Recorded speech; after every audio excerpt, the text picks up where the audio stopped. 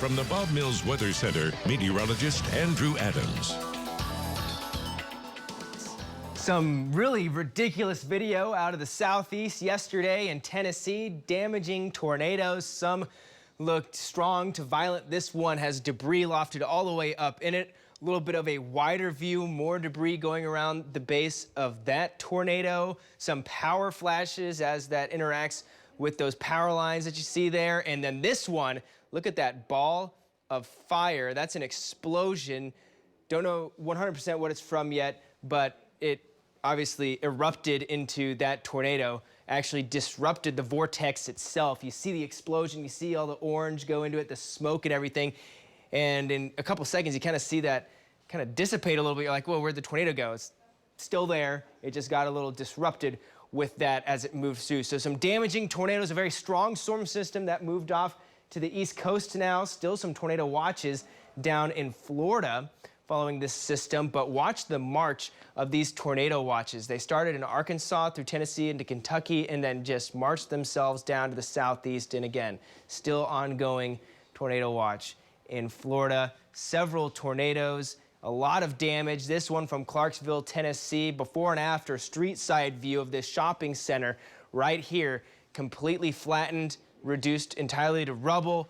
A significant amount of damage here from north of Nashville, Tennessee. So a lot of damage, a lot of really, really bad news out of the southeast last night. And unfortunately, there have been fatalities with this storm system as it produced tornadoes from Mississippi to Tennessee, down and farther to the southeast toward Alabama, and one down in Florida, with once more the tornado watch in Florida still in effect as this storm system will eventually move off and over the Atlantic and quiet things down as we go through the rest of the today. But here in Oklahoma, we need the rain. Last couple of months, it's been a little bit of a dry stretch. Last month, we hit a high a little bit. We were above average for just a little bit, and then we hit a dry stretch, and we never quite caught back up on. This month has been nothing but dry, and now we're about 2 weeks out since we've seen a quarter inch of rainfall in Oklahoma City. Worse to the southwest, even worse out in the Panhandle, but that could change a little bit this week.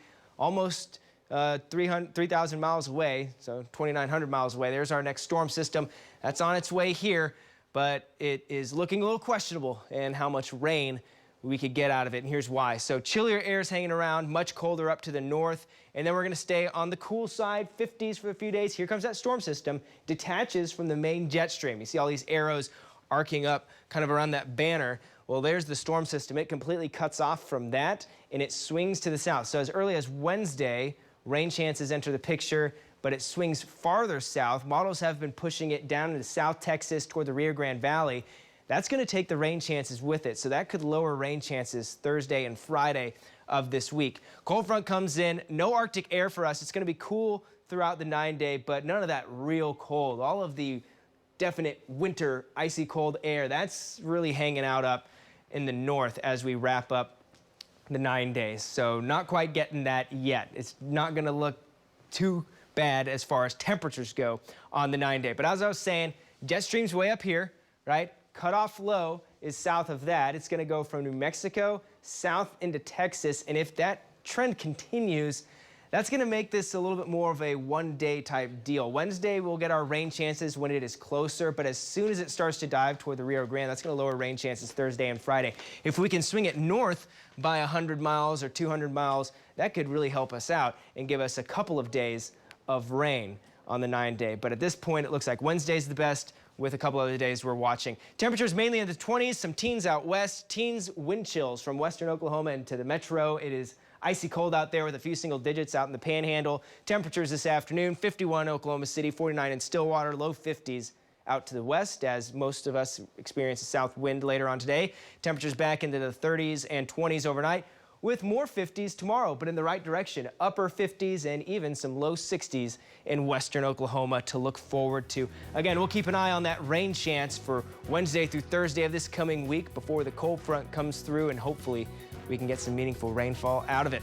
That's all we got for now. News 9 is going to be back in just a few minutes.